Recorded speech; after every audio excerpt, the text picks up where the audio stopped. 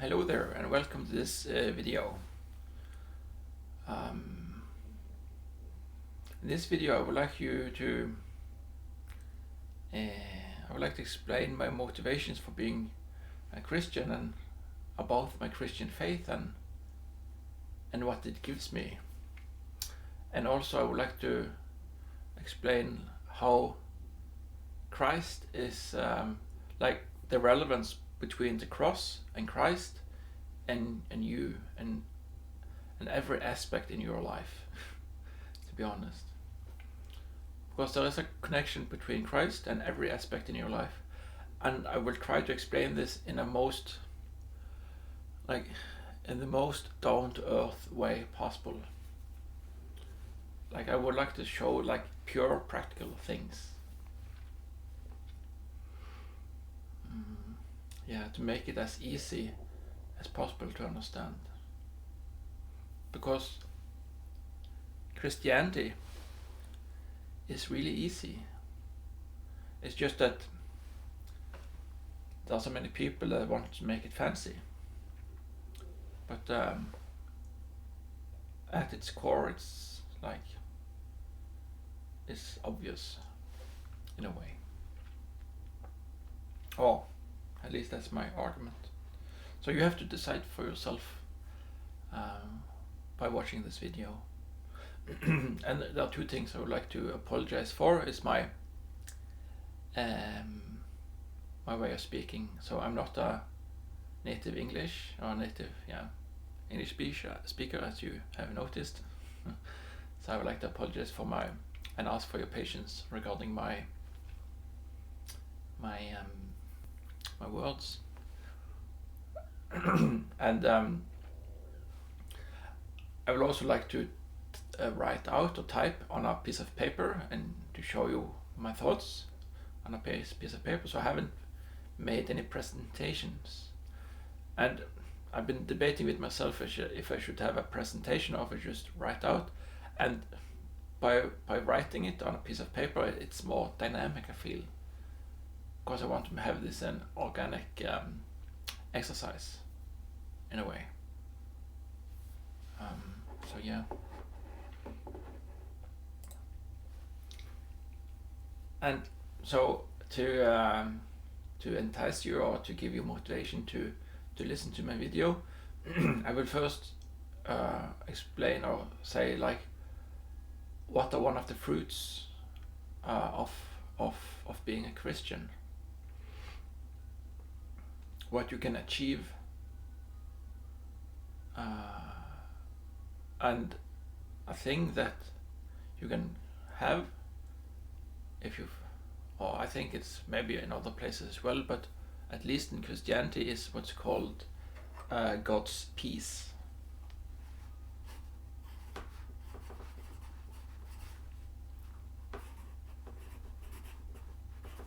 God's peace. So you can have peace in your heart, like true peace, that you're just happy and content as a grown up. And I think that peace in today's world is I think this is the thing that people lack the most, like peace of the heart. And and you can receive what's called God's peace if you. So I have been working with these thoughts for 7 years. I have been Christian my whole life, but the last 7 years I really put in the effort to try to understand Christendom or the motivations for being a Christian. And so because I personally did not have peace in my heart. To be honest, I had hate in my heart. To be honest, I was a bit hateful. And this hate, it manifested in myself as being annoyed at everything. So everything was annoying to me.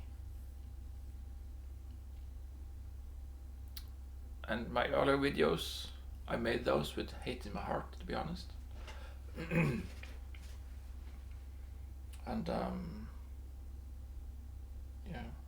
So the motivation was just so to confess a bit of myself. So when you have hate in your heart, you are annoyed with everybody and you want to make the world in your image, or it's kind of like. So this was maybe the core motivation for my other videos, maybe. So because I always wanted to, but I know what my true motivations were.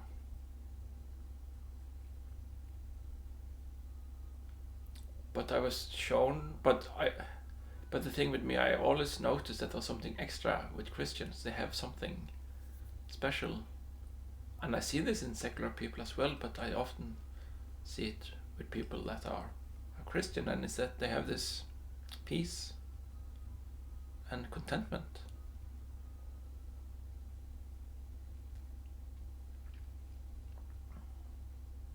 Or many do. And I always seeked out this. And so, and I had then what you call a revelation. It was a month ago. It was in October last year. And I haven't made any videos since October last year. September, October, because I was shown, I like to use the word, I was shown that I have hate in my heart, and I kind of repented, so I went the other way. And this was due to realizing that that I had hate in my heart and that I needed to change. So I woke up from this. So there's a pastor on internet called Vanderklei, and I follow him. And he said that you have sleepwalking, you go around sleepwalking, and I was going around sleepwalking. So there's like this constant, you wake up from something. So this has been my journey for the last 7 years. I've been trying to wake up. And ironically, I was a bit woke. And I always had a woke streak in me. And woke streak is like a prideful thing, that you think that you are better than other people and you want to explain your views, and you want to preach out, and you do it for the wrong reasons, I think, maybe. I'm not sure what my motivation was earlier.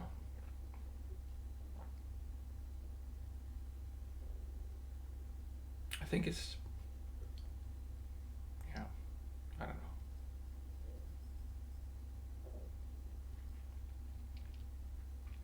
know. But it's about God's peace, and you can have this as well.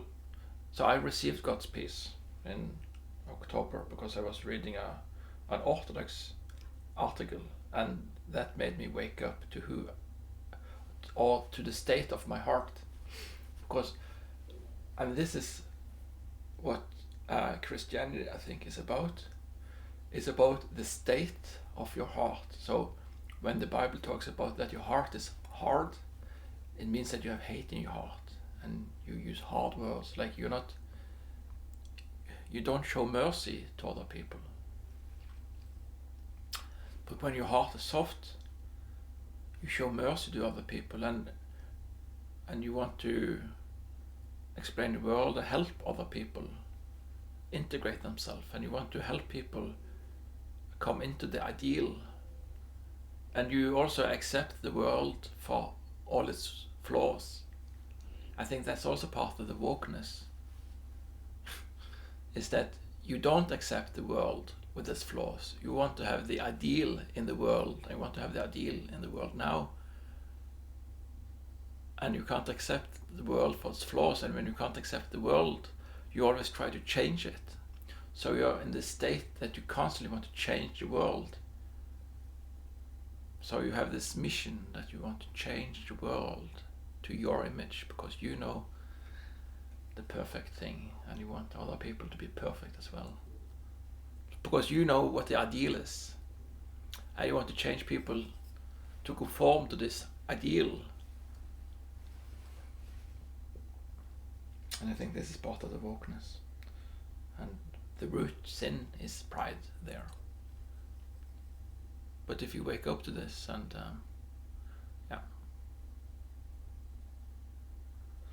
then you can have God's peace.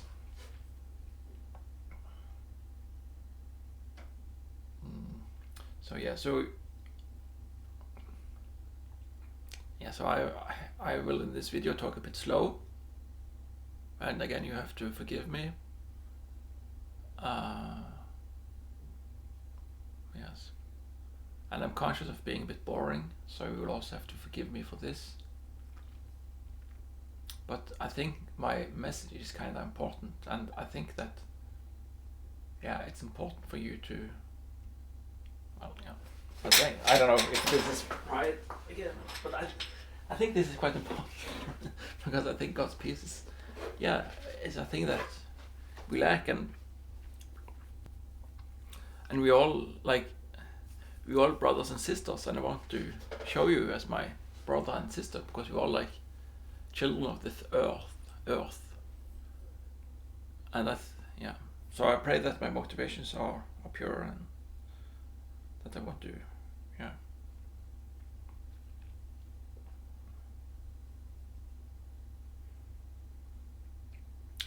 because when you see the patterns, they're really beautiful, and I also want to show you this beauty, and because you have the concept of beauty, truth and goodness. So beauty, truth and goodness. So something that beauty points to truth, and truth points to goodness, and goodness is beautiful. So, and this is something you use to evaluate if something is good or of the good.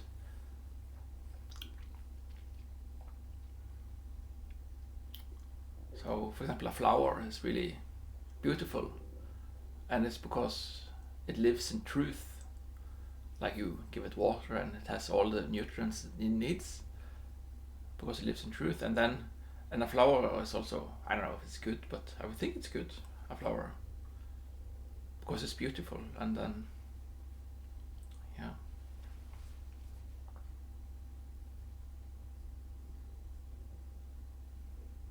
okay.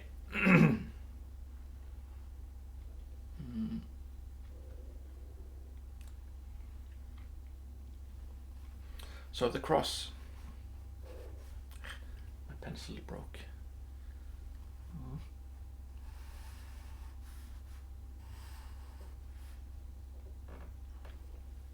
So this cross is kind of relevant in every aspect of your life, to be honest.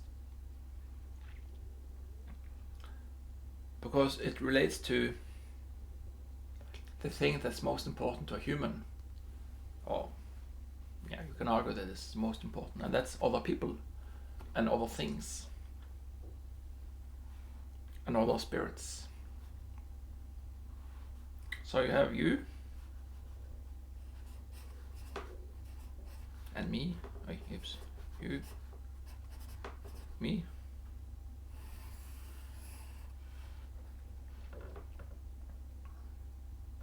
and the other people.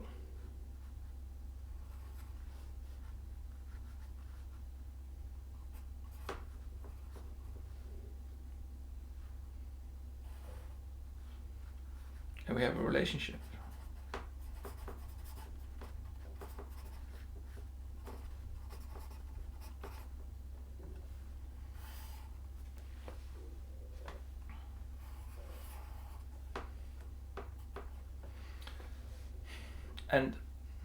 And you want this relationship to be good.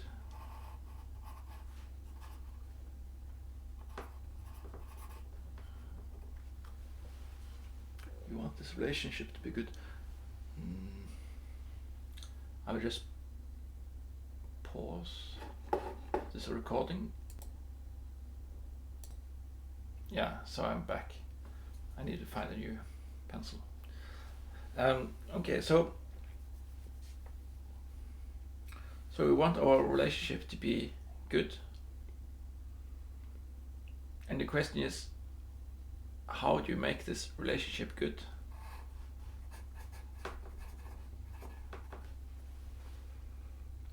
Because this is something you do each day when you get up. You have a relationship with other people. And you also have a relationship with yourself.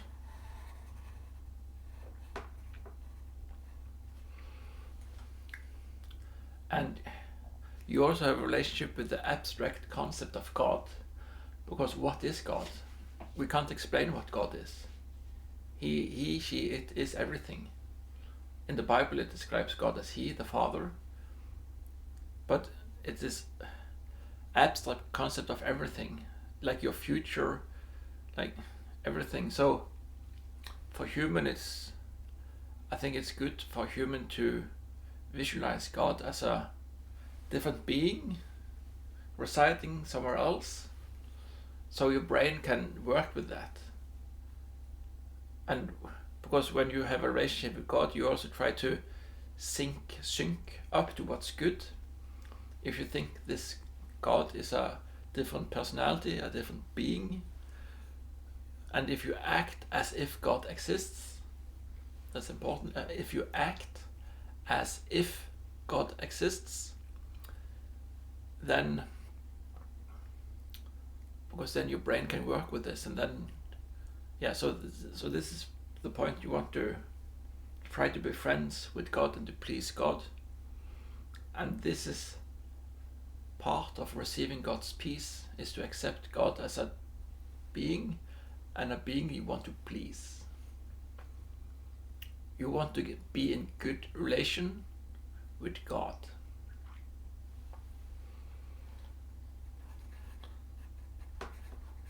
So we have God here.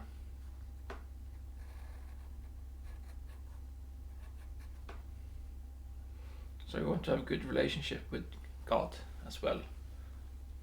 So you have 3 levels. You have yourself, you want to have a good relationship with yourself, you want to have a good relationship with other people, and you want to have a good relationship with God. And how can we do this? Because, like, one of the last pieces of my puzzle, I received this of John Pashor. He was talking about this. He's a YouTuber. And he said that, yeah, what is heaven? So what is heaven?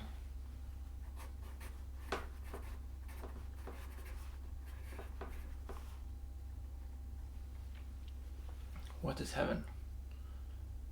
And you could argue that heaven is a state of being, and a state of being where you are able to have a good relationship, or a realistic relationship, but a good relationship with all the other beings around you and yourself. So you are so because when you have God's peace,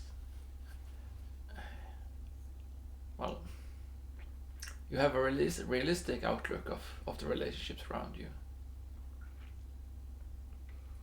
But you always try to make the relationships around you good, so you can have a good relation with everyone, or a realistic relationship with everyone. And what is hell?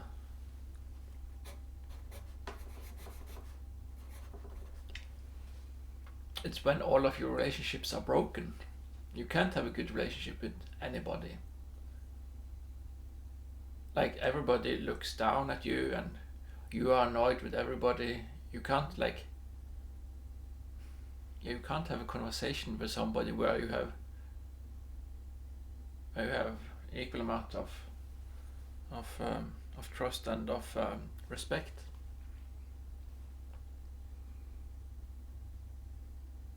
So, for example,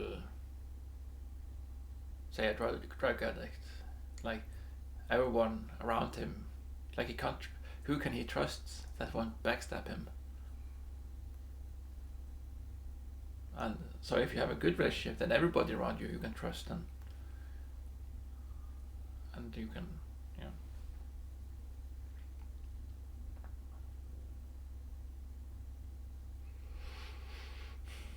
So you want to have good relationship with the people around you.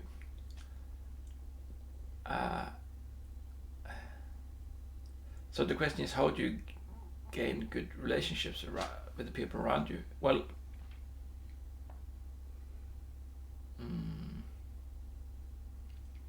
you need somebody to show you, like you need to be socialized. So you need to be socialized.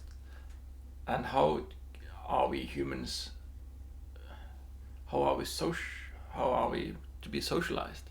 Well, we have a parent, and the parent like tells you stories and talk to you, and you have a relationship with your parent, and the parent tries to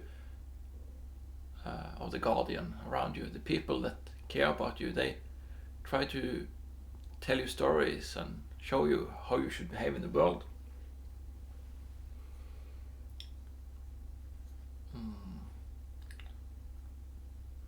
And they show you a good mode to be, and by example, they lead by example. And for a Christian, then my super parent, the parent I want to like learn how to gain good relationships with, is Christ. So I want like to get taught by Christ how to have good relationship with people around me. And yes, so I want to look at Christ and see by his example how I should live my life. So this is the like the faith thing. So here's the faith. So my faith, one of the bedrocks of my faith, is that when I looked at other Christians, or many of Christians, not all of course, but many of the Christians, they seem to me to always have good relationship with the people around them. And the churches I went to, they're of course bad churches, but the two churches I went to, people there are so socially integrated. They have, or many of them are so, they have so many good relationships with the other people in the church. And they also have this peace. So they have the peace, and they have good relationship with other people around them. And this is the thing that I wanted as well. I would also like to have this peace, and I would also like to have this this good relationship. And the people in church, they are so happy, or many of them, they have of course the struggles, like they have children that are handicapped, they themselves are sick,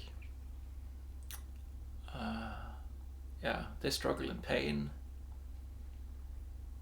But despite all of these negative aspects in their life, they have this good attitude. And this is the key. It's attitude.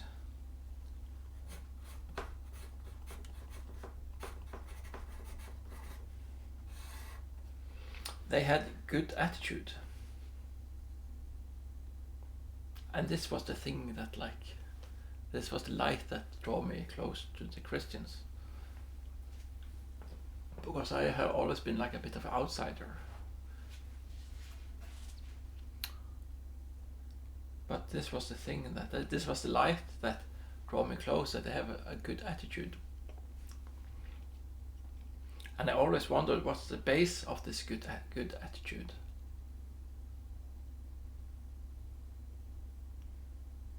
Because you can meet people, and this is myself included, like you have this annoyance with the world, and this creates this bad attitude, and other people can sense this, and they're like, and I can sense it quite well in other people, and I also sensed it in myself, but I couldn't understand like the source for it.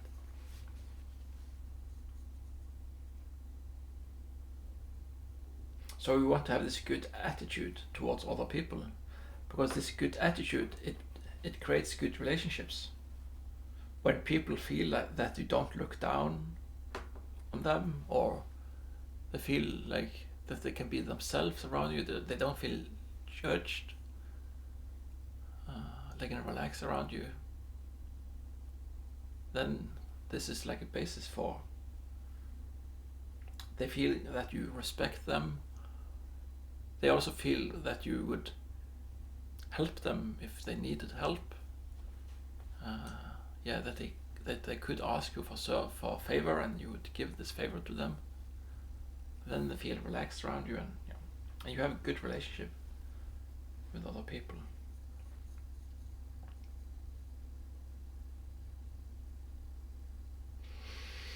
So it's like, how can you get a good attitude? And so the thing that I did, one of my discoveries in the Bible, is that they talk about your heart again.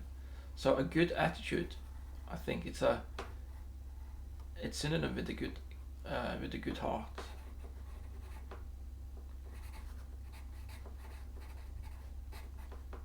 Heart. You want to have a soft heart, and this is a good attitude. And again, so how can we gain a good heart, a good attitude, to have good relationships? And one of the pieces in the puzzle to have a good relationship with other people is that if people feel that you want to sacrifice for them, so sacrifice your time, because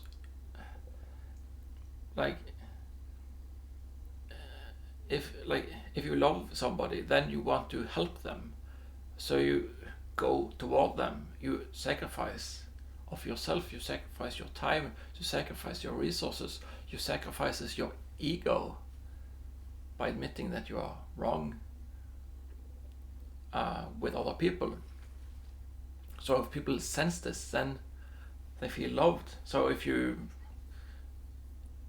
so like a husband and wife, and so the husband says, I can take the dishes, because he knows that maybe the wife kind of like with the dishes, maybe she's like, I don't like doing the dishes, and maybe the husband senses this, and then he's like, okay, I can do the dishes. And if the wife is like also, okay, she noticed that he does this because he loves me, like he wants to give me a pleasant experience, then the wife might sense that, he, like the husband doesn't like to do the laundry, because the husband like, every time he does the laundry, it's like, and then the wife like senses this, and then she's like, okay, I can do the laundry, but they don't have to like make an agreement that you do the dishes and you do the laundry. It's just that they're both attuned to sacrifice for each other, because they know that other person is like with the laundry, with the dishes. So they both are attuned, so they both want to sacrifice for each other in love, because they love each other, they want to do service for each other, and then they have a good relationship. And they don't exploit each other, because they both are tuned to, maybe I shouldn't ask too much of my husband or my wife,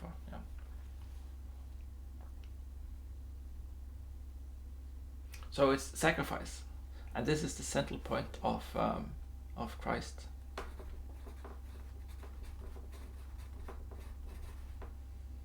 And of God. So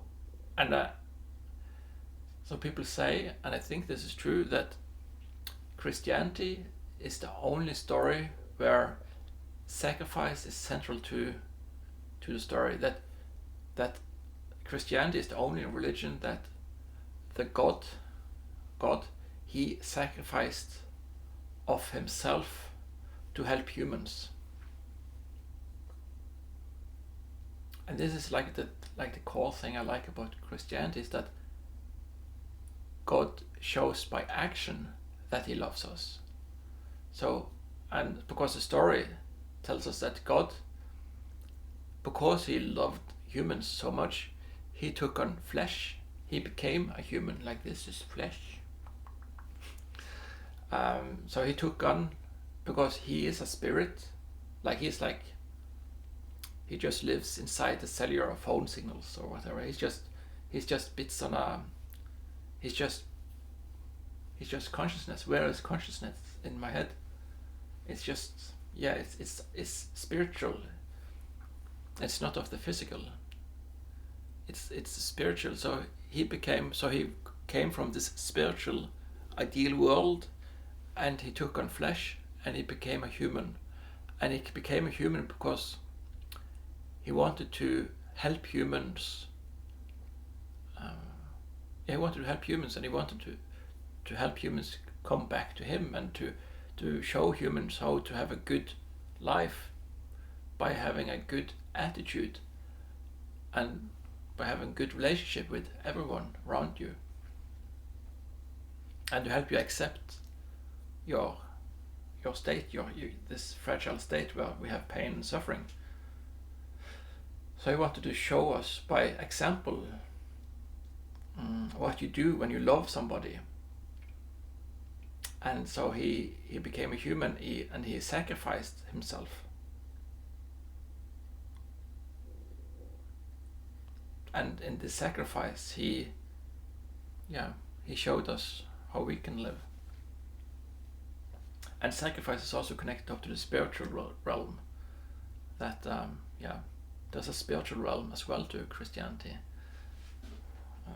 So there's something in the spiritual realm as well,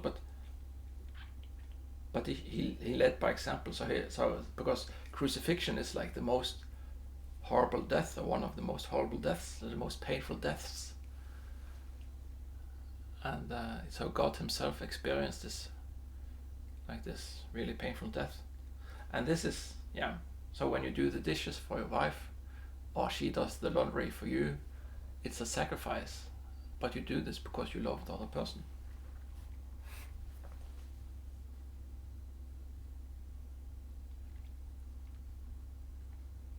Mm-hmm. And so how can you make this relationship good with other people? And so the cross here and here, it also gives you a way to think. So because when people make mistakes around you, and you make mistakes yourself, then how are you to react to these mistakes?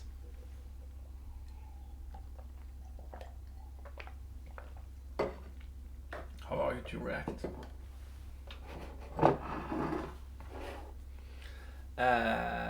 And then you can, because you can become angry, and maybe this is the right way to behave, but often it's like to show mercy. And mercy is kind of like, in Christianity I learned that mercy is like the left side. You want to show mercy. And this is also what God does to us, that God gives us mercy. And we can give mercy to other people that hasn't discerned it, so it's unearned mercy. So maybe the other person is silly, and it's silly quite a lot, but you want to, you try your best to show mercy to them and forgive their mistakes, because this is how we have a good relationship. If you don't forgive the other person, then the relationship breaks down.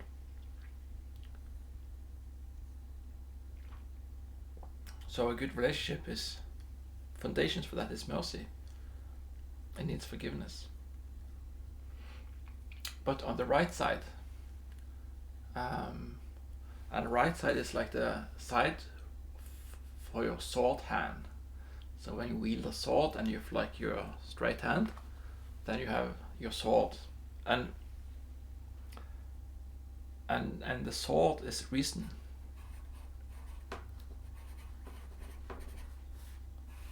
And the sword is reason because when you use reason on other people, it kinda is hurt. It hurts. It is hurtful. because when a person has done a mistake and you just explain to them their logic and how they did the mistake. For example, the husband uses too cold water when he does the dishes, and the wife comes over and explains to him, no, you have to use really hot water, because then like the dishes won't get clean, because so and so the yeah. And then it's like it can be hurtful to the husband if he, when he's corrected by doing the dishes wrong, because whenever he has done the dishes, there's like this fat in the glasses. You can see like fingerprints, and like the glasses aren't properly clean, because maybe he yeah, or maybe he didn't change the water many times. Maybe he just did all the dishes in one go, and there's like these fat marks on the glass, and that's a bit like this. So maybe he should change. Or maybe the clothes, like maybe the wife mixes colors on white, and like all his white t-shirts are now blue. So he has like bluish t-shirts that should be white. So then he explains that now you have to only wash white clothes with white clothes, and you shouldn't mix them. But correcting another person is hurtful, because you feel a bit silly when you're mixed. And yeah, so there's many reasons why using reason is hurtful. But to have a good relationship, we need to teach each other like how to, what's the correct order, because it's a concept, God's order.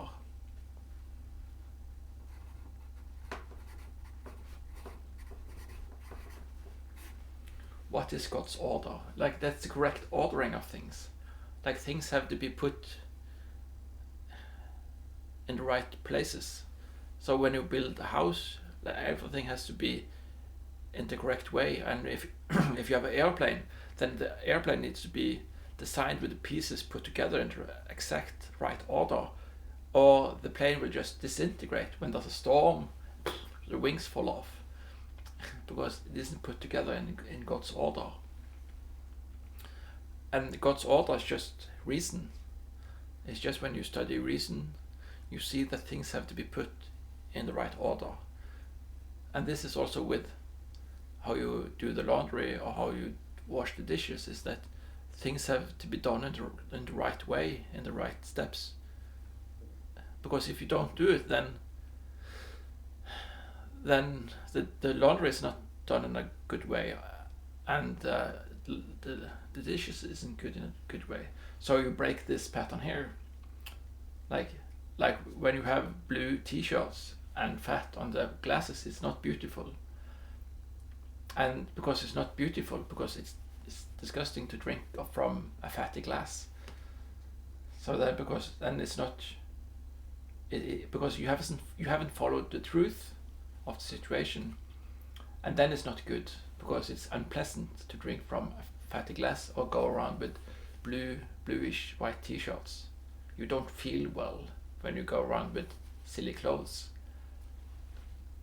So then, because they are not beautiful, so then it's not good, because you haven't followed truth, and truth is reason. Yeah.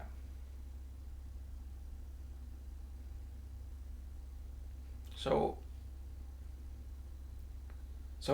yeah. So reality follows these patterns that you have. You have mercy and reason, and these have to be brought together in sacrifice. And when you do these things, then you optimize for that the relationship is good.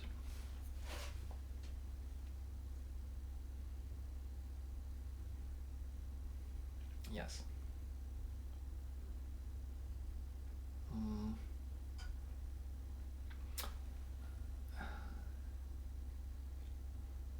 and you also, so yeah, and the relationship becomes good. So how are you taught about how to be? So, and this again, this is a faith thing. So where should you learn all of these things? And then again, is to it is to study the texts, the biblical texts, because humans, like our mind or our brain, it works with stories. So you need to have stories. You need to explain things. You need to read stories to see. When you read a story about this and this, you you understand the situation. And so to optimize for a good relationship with other people, you should read good stories. You should read good stories that are beautiful, and because they are true. And the argument for a Christian is that the Bible consists of good stories that are truthful. So you should read the stories in the Bible.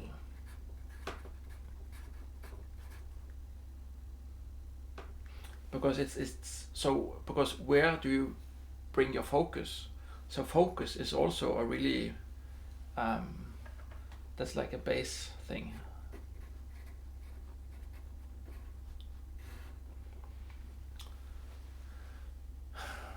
Focus is really important. It's like that's everything. Like that's you. Like where do you bring your focus? Because if you don't have your focus in the right area of your life, then your relationship will break down.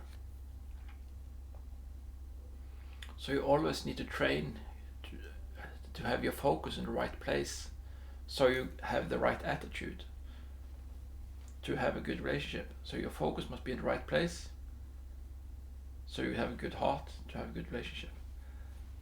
And for a Christian, we say that we do the 4 B's.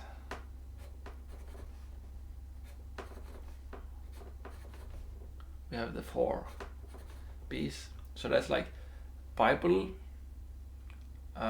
bread, brother, prayer, bønn, because it's in Norwegian. So bønn means prayer. And so prayer, other people, brother, other people in your church. Bread, brød, is meant to have this the Holy Communion, and Bible. So if you do these things, you're in a process.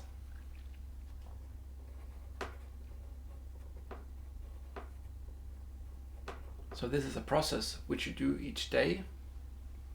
And this process with the 4 B's, it will help you to have your right focus.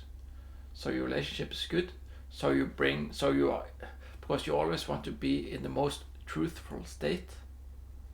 You want to have your being in the most truthful state, so you can be the most good. And one of these things is that the things around you are beautiful. Like Jordan Peterson, he talks about clean your room. And when you clean your room, you make your room beautiful. Or he also said that you should clean a room and make it beautiful, because it's like sort of two levels.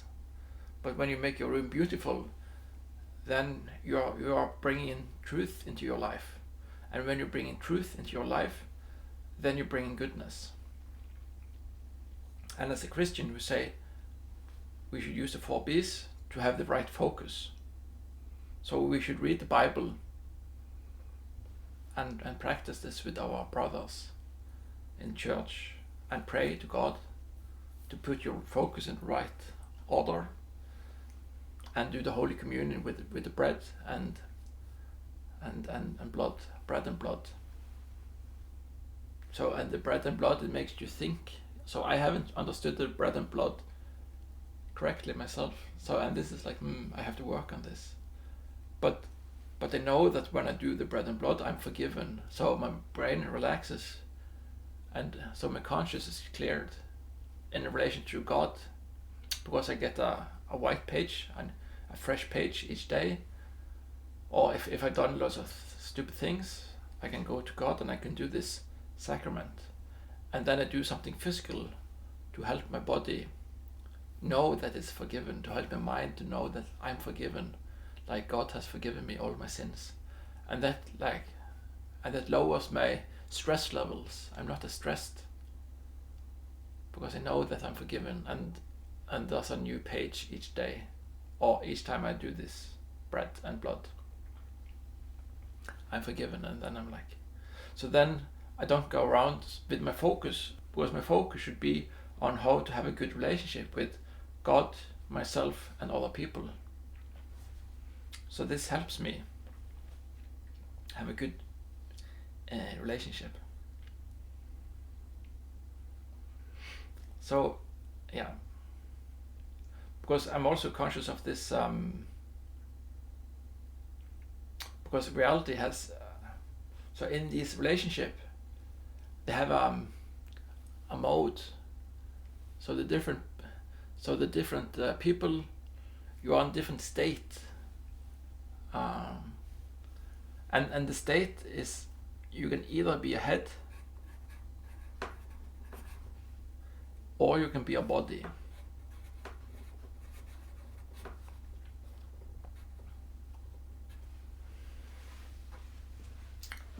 So and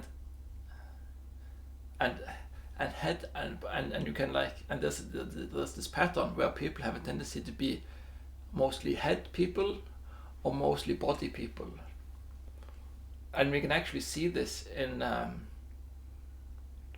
personality types. So there's a personality system that's called Jungian type system, or something like JTT, type topology, Jungian type topology, and in this Jungian type topology, we can see that people are abstract or they are concrete.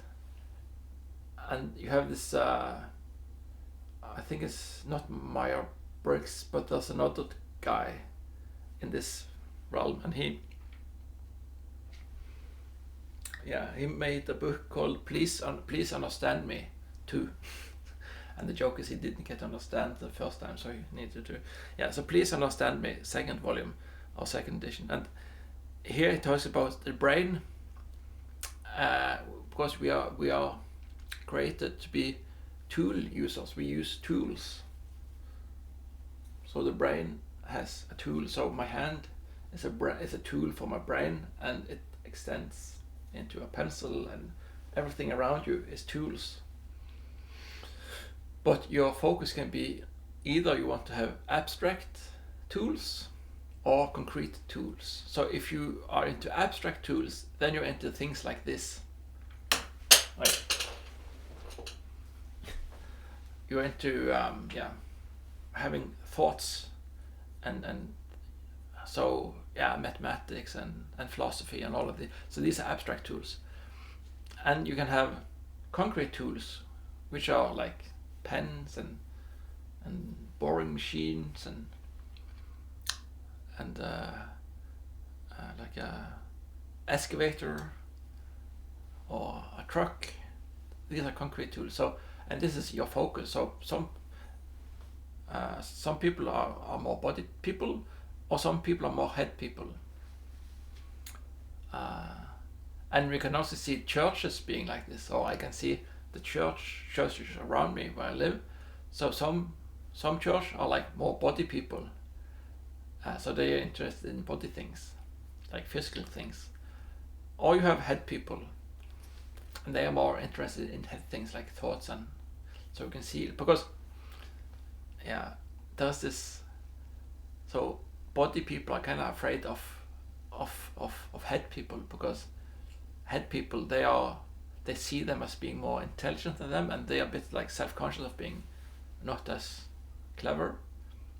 for as intelligence are a bit like self-conscious about this, but head people, they are more self-conscious of being a bit clumsy, and they're not as good using their body. They're not as good with it in sports and stuff like this.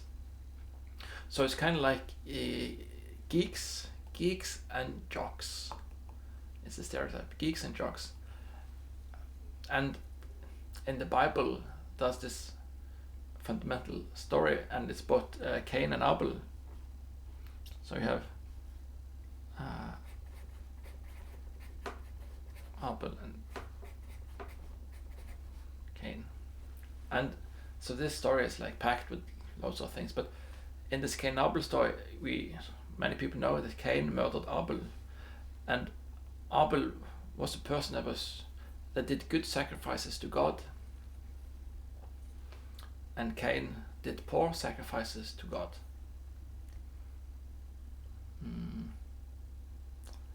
And so they kind of represent like head and body people,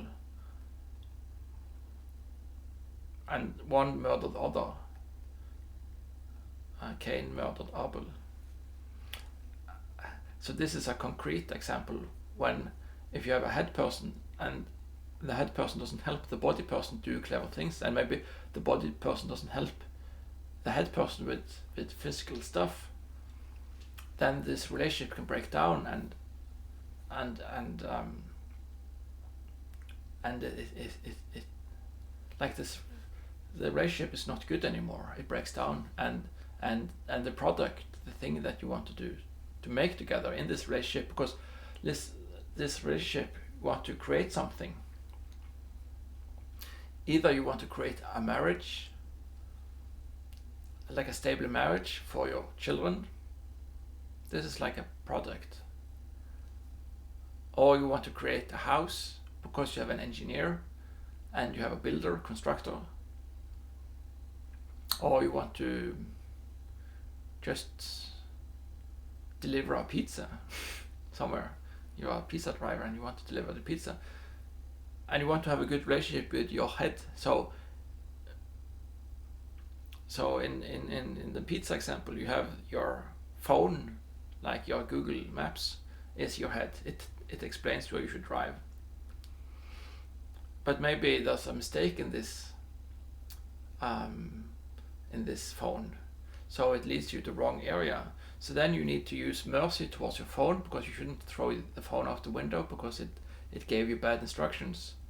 But you also should use reason with your phone to like give it better instructions.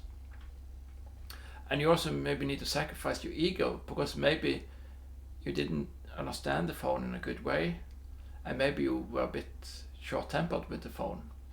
So then you need to admit mistake toward this phone. But when you do all of these things, then you're able to have a good relationship with your phone, and then you're able to receive at your target, like where you should deliver the pizza.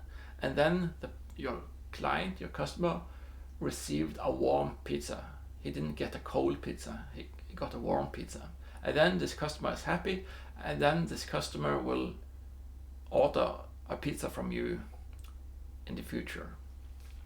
So then you have life, you have more pizzas made in the future. This is a life.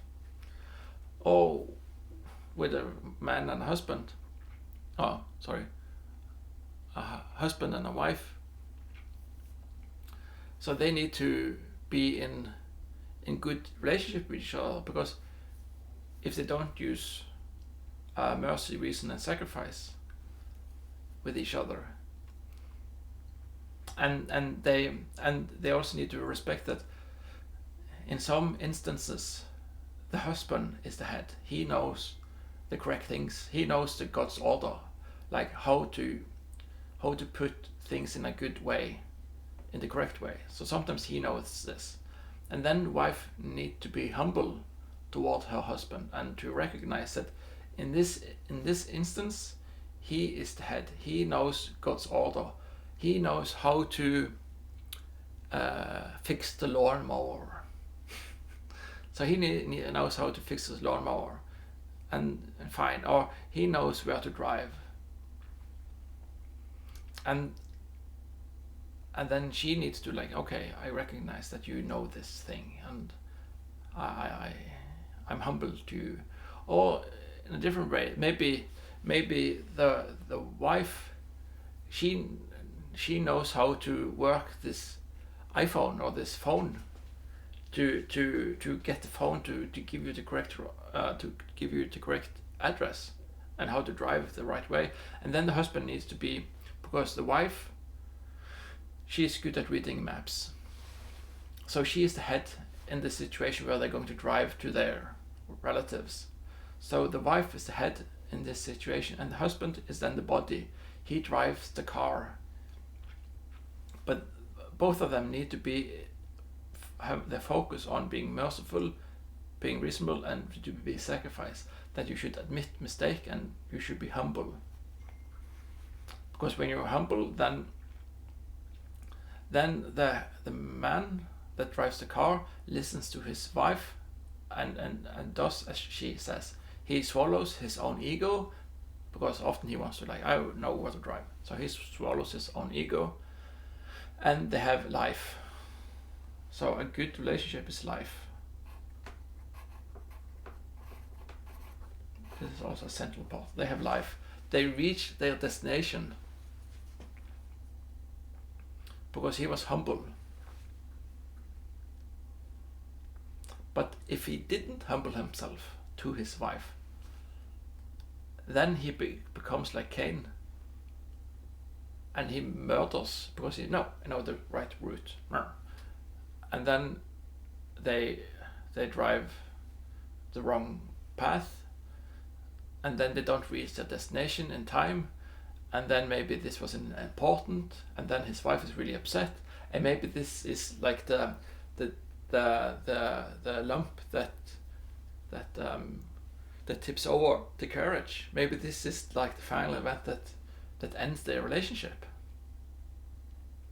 and the relationship is broken, and then his children, their children, they have a hard time mapping their loyalty to their parents, and so you have tons of negative things that can happen because he didn't respect that in this instance the wife was a good head and he should be a good body. Because if the relationship between the head and the body, so the head, it needs love the body, and when you love the body, you are in the state of mercy and reason. So you give the instructions in a reasonable way. You explain it in the correct way, like because you are conscious of God's order. So you explain we should drive there, and there, and you should do the instructions on the phone this way.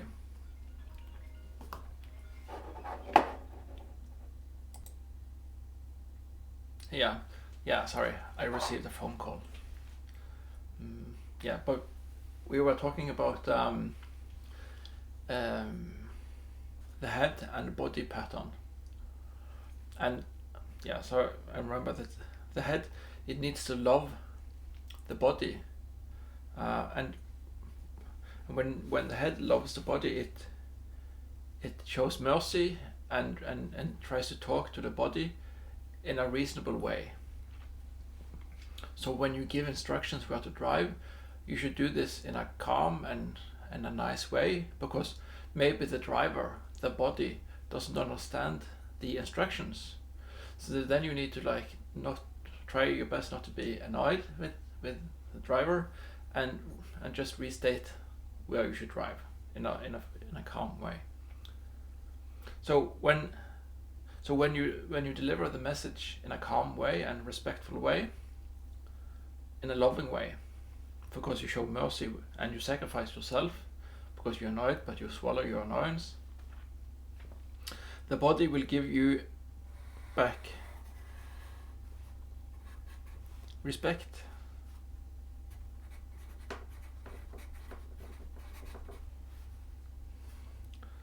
So, and respect is that you follow the instructions from the head. So the co-pilot, or like the map reader, you do the instructions of the map reader. So when the wife tells the husband drive left here, the husband will actually drive left there.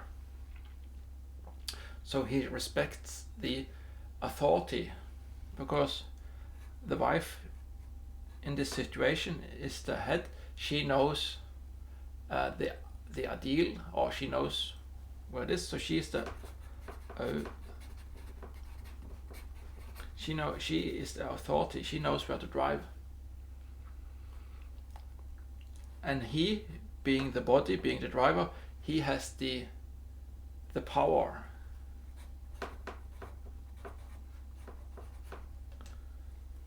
Because he is the one that actually pushes the pedal and drives the wheel.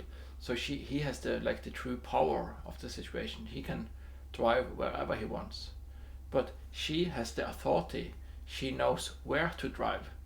So if he is a good body, he should respect the authority of the wife when she is the map driver. And all our relationships are either in the state where one person is the head and the other person is the body. And yeah, so this is so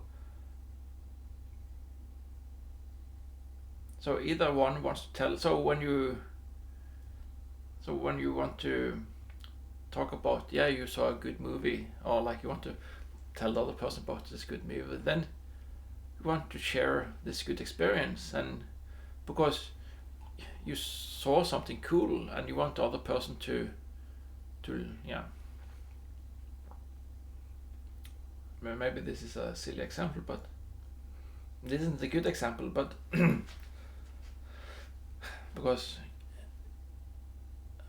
but often you have a piece of information that you want to give it to another person,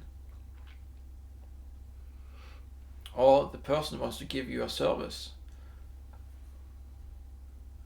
And because, yeah, so this is so in all our relationships between other people, some people, they are natural bodies and they want to give service to other people. They want to help other people. And then it's important, if you have a person that wants to give you a service, then you should thank them for their service. And this is also important. The body, it gives respect back and it does instructions, but it kind of expects back. When you love, you should give thanks.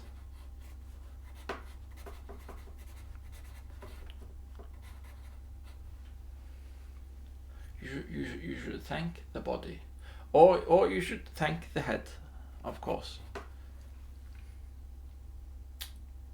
So we should give thanks to each other.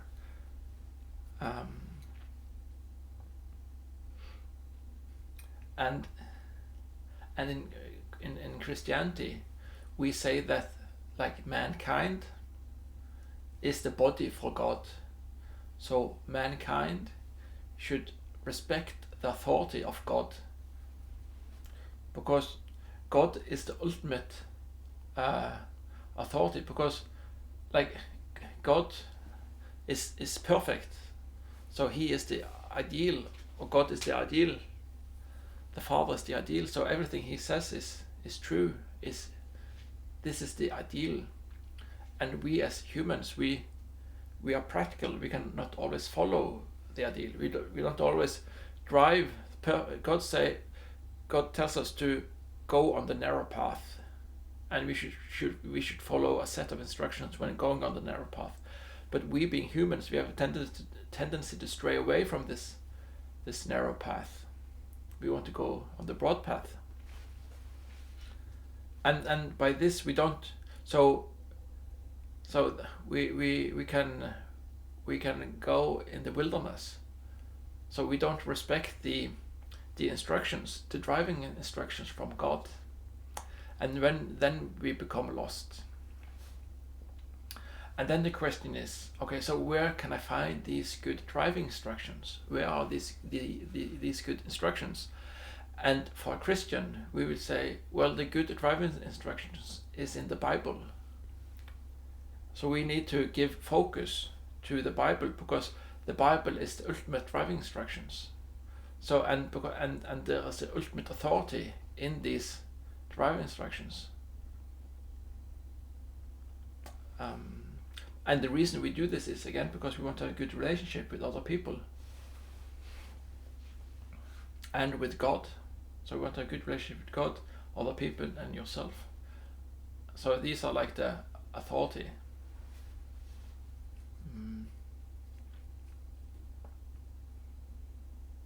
Yeah, and so the cross is kind of like central in all your actions. In each moment in your life, this cross, or the symbolism of this cross, is in your life, because just sitting here with yourself, I have a head here and I have a body here, and I need to be conscious of my body. So I need to be conscious of the needs of my body. So I need to, later today I will go for a walk because my body needs exercise. So I cannot stay here too long with you because I need exercise. I need to go outside. So I need to be conscious of my head. So I should, and the body, yeah, so the body has authorities. I need to watch, I need to care for my body. And I use reason and mercy, because I would like to maybe sit here the whole day with you, like to 10 o'clock, 11 o'clock, 12 o'clock this evening. Maybe have this video like 15 hours. But so the head would maybe like to do this, to like record videos all night. But then I wouldn't show mercy towards my body, because my body maybe can't do this. My body it isn't good for my body to sit here 15 hours straight on this little bit hard chair. And you also need to you need to feed the body with the right nutrients, and you need to feed the body with because if you feed the body with the right things, if you show reason and mercy to your body, the body will show respect to your head. Your body will work. It will carry your head around, and you have the right nutrient stream towards your head that makes you be alert and able to work in the world. So just existing, just breathing,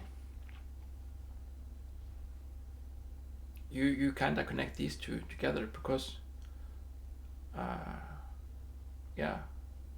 breath is taking in, so symbolically, like breath and air is like thoughts and heavenly things, and heavenly things, you integrate those heavenly things into your body by taking that air into your body and it builds your body, so your body is strong.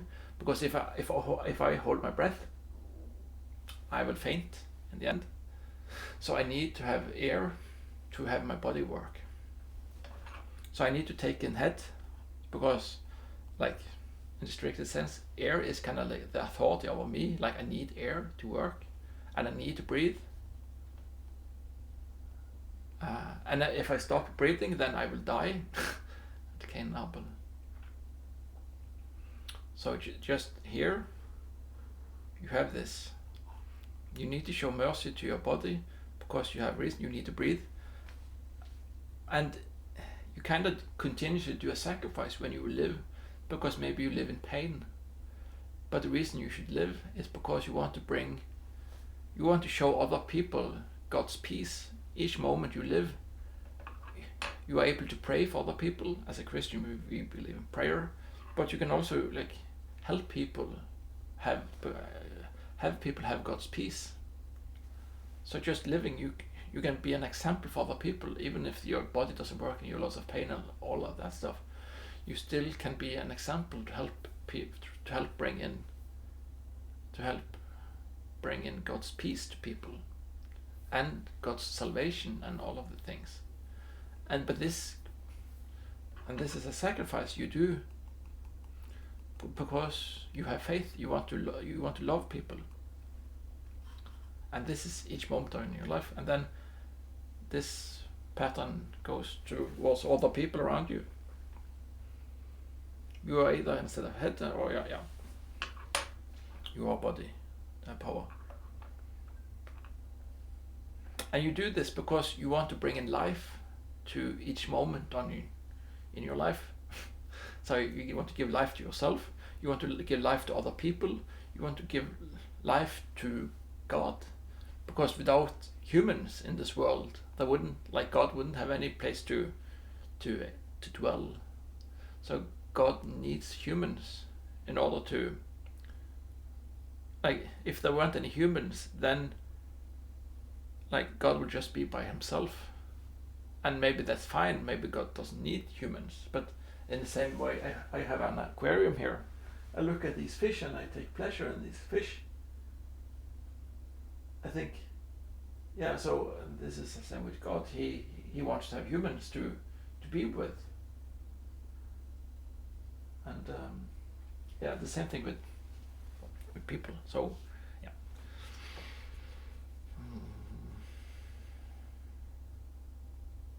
Yes, I've been talking 1 hour and 11 minutes now.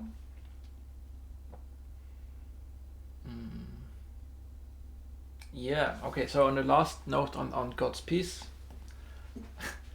it's so the thing that gave me peace is it is kind of so it is respecting it is kind of like know your place in the hierarchy. Because when I was kind of a bit woke, to be honest, I was idealistic, or there was this spirit in me that drove me to do things, and the reason is because I felt dominant, like I was the boss of things.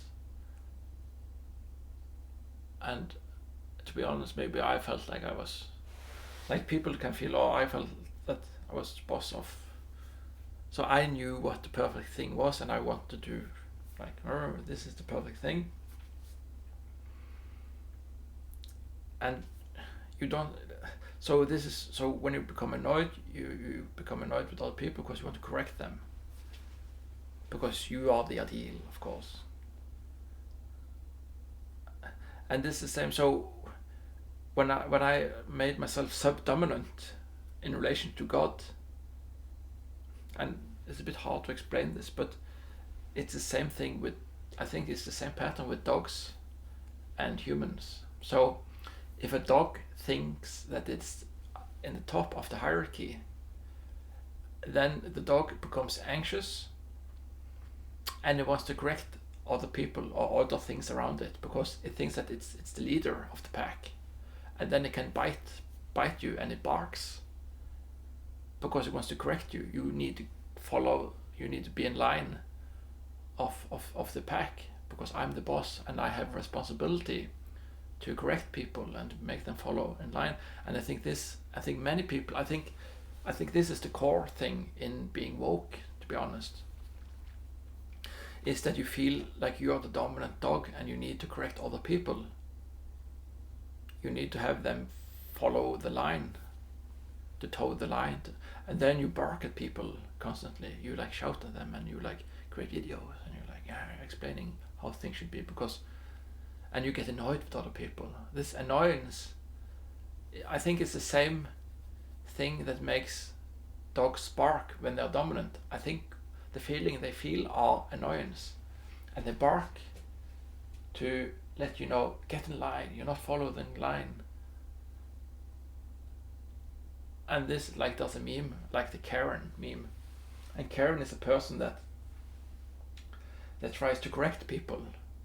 But the reason they are Karen is because they want to correct people to a silly standard, because Karen thinks that this is the super correct standard. but other people around them think that it's a super silly standard, and the Karen wants to correct people up to this silly standard. And then this person, this Karen, loses respect and is ridiculed because this person tries to bring other people into like a silly standard. And the Karen thinks that that person is dominant and it wants to bark at other people.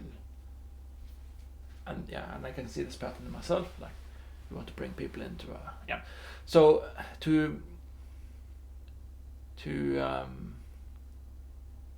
so part in God's peace is to recognize that you're not the dominant person, that you should be humble in relation to God, and you should be humble in all your relationships. Because you don't know what perfect is, and you should be humble, and you try to listen to other people, and you have 2 ears and 1 mouth. That's like a famous saying. So you should listen twice as much as you speak, and you should be humble to other people, because it's part of being a good head and a good body. Maybe another person is the person that actually knows something, and you should try to listen and follow, or maybe you give bad instructions to the body. The body knows that, no, but this isn't practical. What you're saying here is clearly unpractical. And then you as a head need to be humble to this and need to correct yourself. And the same thing is with myself in relation to God. Like I acknowledge that the Bible for me is my authority. So I have chosen God. I have chosen the Christian God to be my Lord, which means that I will put the Bible and the teachings and his followers as my Lord. I will try my best to be a good body to this authority. And the reason I do this is because I believe that this Bible has truth in it. Because I feel like the Bible has a truth, because there's a beauty. Like the beautiful churches, the beautiful cathedrals, the beautiful people, like the nice, beautiful people. And this beauty points to a truth. And I also think that the texts are beautiful, like Jesus was beautiful, like the things he talked about and everything he stood for, like all of those things are beautiful, and this points to a truth. And I would like to be good, so I would like to follow this beautiful truthness, and this is good, so I want to be in this realm. So this is why I follow the Bible and Christ and his teachings, and I say that these things are my Lord. I want to subjugate myself to these things, and when I make myself subdominant, like God is dominant, and I respect God and he's dominant, then because God can stop my heart at any moment. So at any moment my heart can stop and I will die.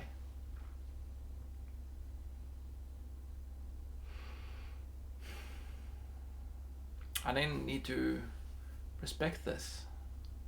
Like there's something that has power over me, and so I need to be humble to other forces around me. But and it's not my place to save the world.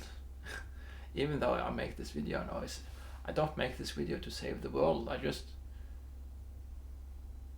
make this video to, well, in one way to just help myself get better understanding, but I also want to share.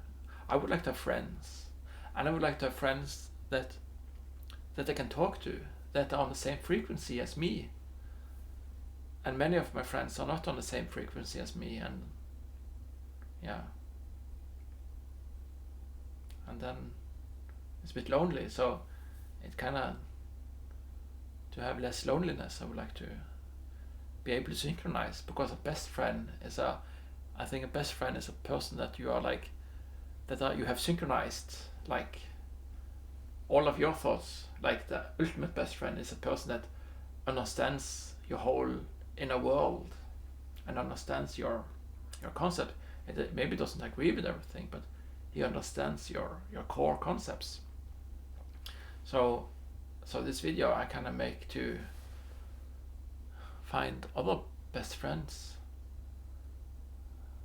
and in that quest to find a best friend is to also help you order yourself, because I think that the things I talk about here gives sense, and it has kind of gained me God's peace. So yeah, so I was sitting outside today before I made this video, and like the sun was going down, and I was looking in my garden, and like it was very peaceful. Like you see the sky and everything, and yeah.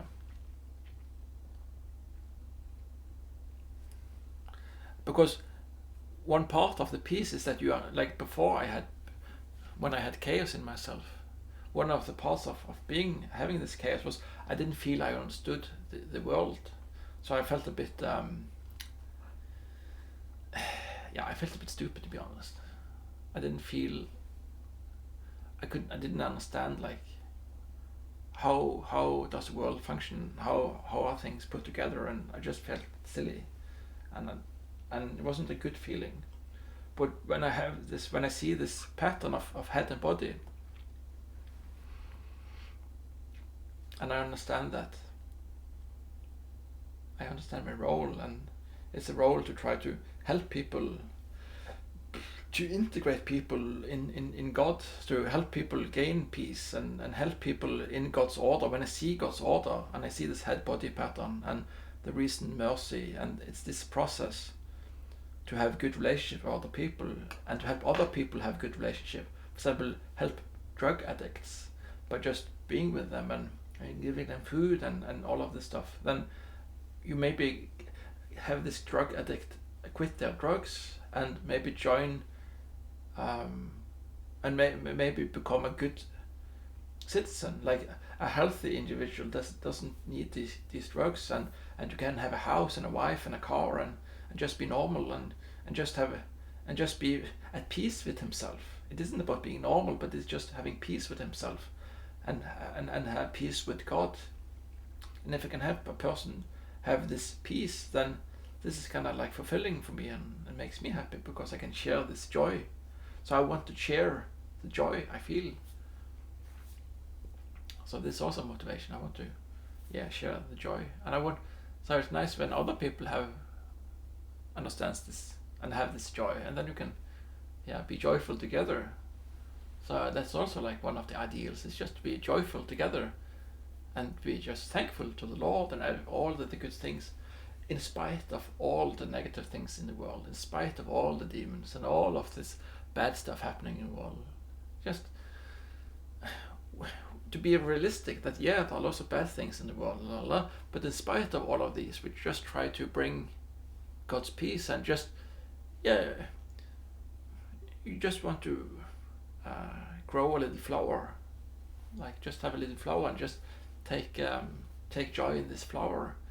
Even if you're in this prison camp and everything is just sucking around you, maybe you can just watch this little flower, this little plant, just take joy in this little thing of life. Because this is what of the core attitude is, just to celebrate life, even if there's misery around you. It's just to celebrate life, and this is what attracted me to Christians, because I feel like many Christians, they celebrate life despite of all the bad stuff. They just celebrate life and just content with life. And I think this is called grace. It's just when you can find contentment in misery, I think this is grace, and you just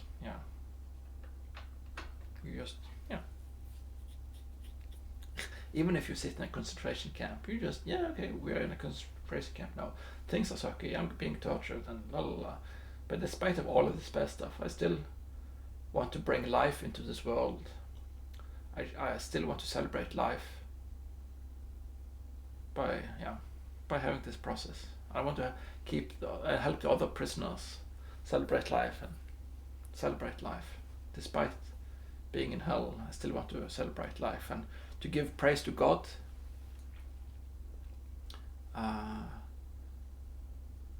Because like you have gone past this being angry with God because of pain in the world. Like pain and suffering is just a part of life. It's just part of this process of being alive. And it is a mystery. Sometimes bad things happen to good people, but it's a mystery. Maybe this bad stuff needed to happen to save the planet for nuclear war, or maybe it's just the will of God. So it's just accepting the will of God that sometimes sucky things happen, and it's just, yeah, it was the will of God, and just accepting God's will.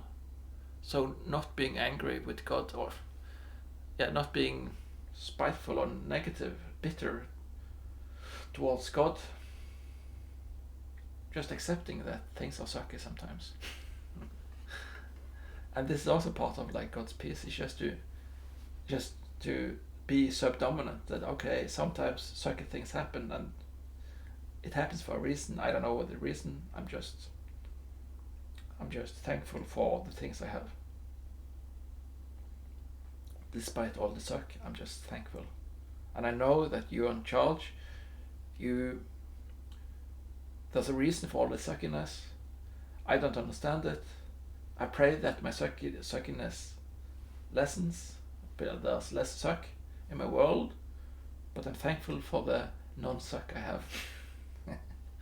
Okay, just being subdominant. Just thankful for the things you have. And then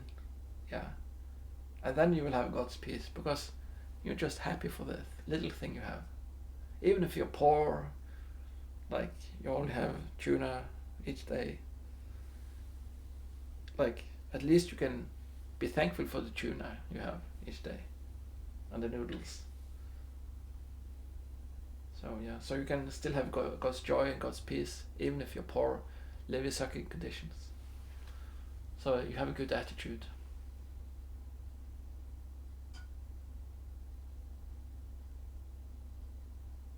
Yeah, I guess I can listen with my hands here.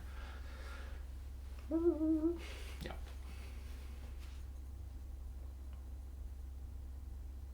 So to have God's peace is just to follow Christ, and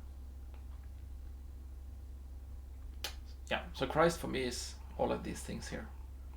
It's mercy, sacrifice, reason, and studying the Bible and the text of Christ, and praying, because reality has like the head parts is just understanding all of these concepts and how they fit together, but there are also a body part. Like there's also, as a Christian, you have like spiritual experiences, and those are subjective to you. You can see things, like miraculous things, like people getting healed from sickness, or you experience like things like, so there's like miraculous things that can happen, but you need to be open to those things, and like these are the things that are so easily made fun of, because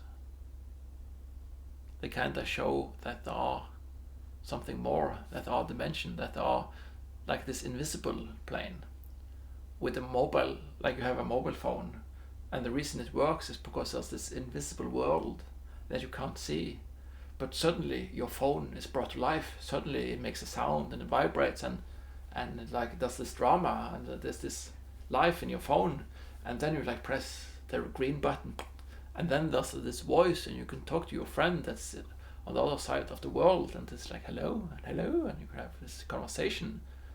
But this conversation and all of the things inside the phone is from the invisible world.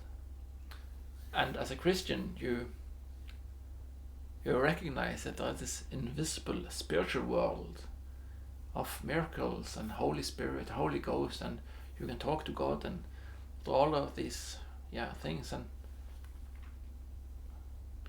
and part of God's peace is accepting that maybe God exists, maybe not, but maybe. And it's not to be obstinate against this. There might be an invisible world, and it's just to be accepting of this. And because many people, they don't want to accept the possibility of God existing, because if they accept the possibility of God existing, then they don't have control in their life, and then their life becomes scary. If there is this being that can decide, and then because then why are certain things happening to me? And you have all of these thoughts, but just accepting that, okay, there might be, and I don't have control. That's part of God's peace, to accept that you're not in control, and just be happy for all the things that you are receiving.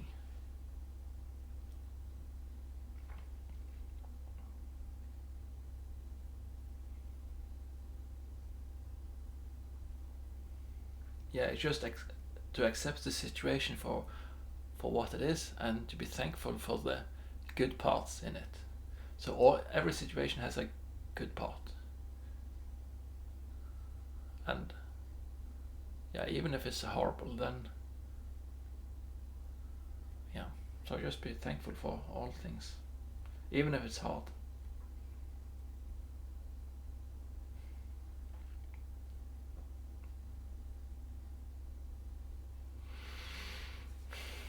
Okay. I know that people are into long format, so this was a long format. This was 1 hour and 31 minutes.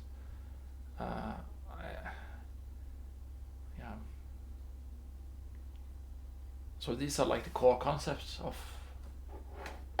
and if you want to learn more about the symbolic world, I can recommend this book. This book will teach you about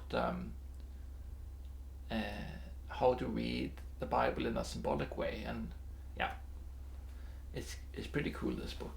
And so it was from this book I learned about the head and body pattern.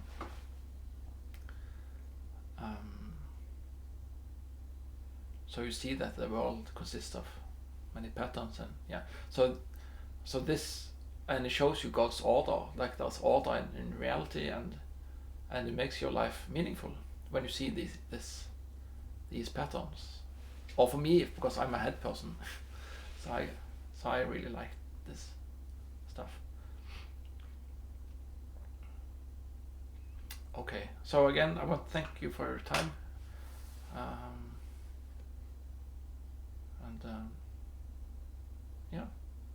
God's peace be upon you, and God bless. Bye.